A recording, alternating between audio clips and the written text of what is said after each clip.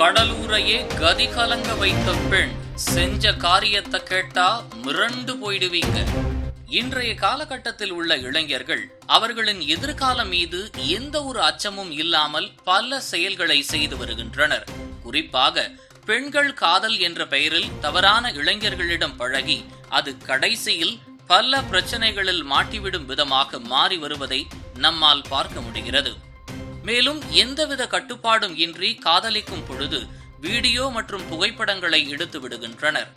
அவ்வாறு பெண்கள் விட்டு செல்லும் பொழுது காதலித்த ஆண்களோ அந்த புகைப்படங்கள் மற்றும் வீடியோக்களை வைத்து பெண்களை தொல்லை செய்து வருவதை நாம் கேள்விப்பட்டிருப்போம். இவ்வாறு தொல்லைகள் செய்யும் பொழுது அந்த பெண் தற்கொலை, புகார் அளிப்பது போன்றவை நடந்து கொண்டுதான் இருக்கின்றது.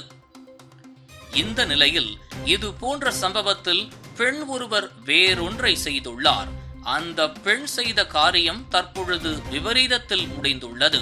அது குறித்து விரிவாக காணலாம்.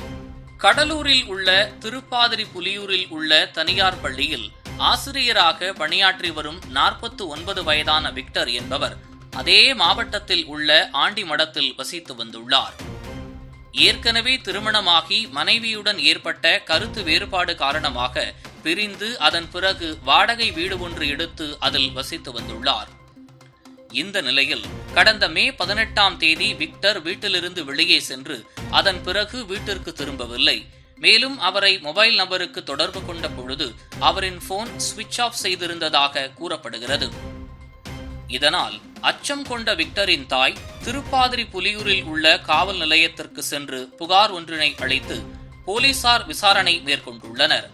மேலும் விக்டரின் மொபைல் கடைசியாக குறிஞ்சிப்பாடி பகுதியில்தான் சுவிட்ச் ஆஃப் ஆகியிருப்பது தெரியவந்த நிலையில் அங்கு சென்று விசாரிக்கும் பொழுது பல திடுக்கிடும் தகவல்கள் கிடைத்துள்ளன. அது என்னவென்றால், அரியலூரில் வசித்து வரும் 21 வயதான ஜனனி என்பவருக்கும் விக்டருக்கும் இடையே பழக்கம் ஏற்பட்டு அவர்கள் இருவரும் அடிக்கடி தனியாக சந்தித்துக் கொள்வதாகவும் ஜாலியாக இருந்து வந்ததும் அந்த பெண்ணின் குடும்பத்திற்கு விக்டர் பல உதவிகளை செய்து வந்ததாகவும் தகவல்கள் தெரிய வருகின்றன. குறிஞ்சிப்பாடிக்கு வீடு மாறிய ஜனனி ஒரு கட்டத்தில் விக்டரை விட்டு விலகி வேறு ஒருவரை திருமணம் செய்ய போவதாக கூறியதாகவும் அதற்கு விக்டர் மறுப்பு தெரிவித்து வந்ததோடு மட்டுமல்லாமல் தன்னுடன் மட்டும்தான் கடைசி வரை இருக்க வேண்டும் என்றும், இல்லையெனில் நாம் இருவரும் ஒன்றாக இருந்த விஷயத்தை பற்றி வெளியில் கூறிவிடுவேன் என மிரட்டி வந்ததாக கூறப்படுகிறது.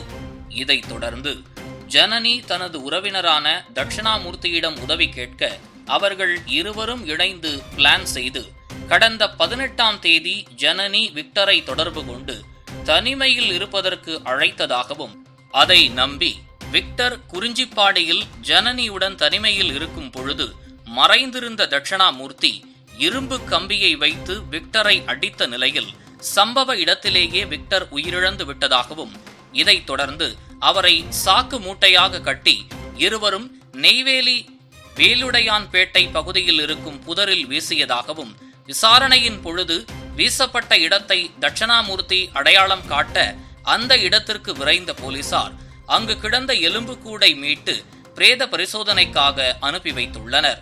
இதுகுறித்து விசாரணை தொடர்ந்து மேற்கொள்ளப்பட்டு வருவதோடு காணாமல் போன வழக்கு தற்பொழுது கொலை வழக்காக மாற்றி ஜனனி மற்றும் தட்சிணாமூர்த்தியை கைது செய்து சிறையில் அடைத்துள்ளனர். இதுகுறித்த செய்தி தற்பொழுது பெரும் பரபரப்பை கிளப்பியுள்ளது.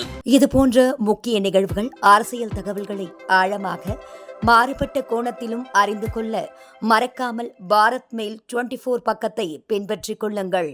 உங்கள் ஒவ்வொரு ஆதரவும் இதுபோன்ற பல நிகழ்வுகளின் பின்னணியை அறிய உதவும்.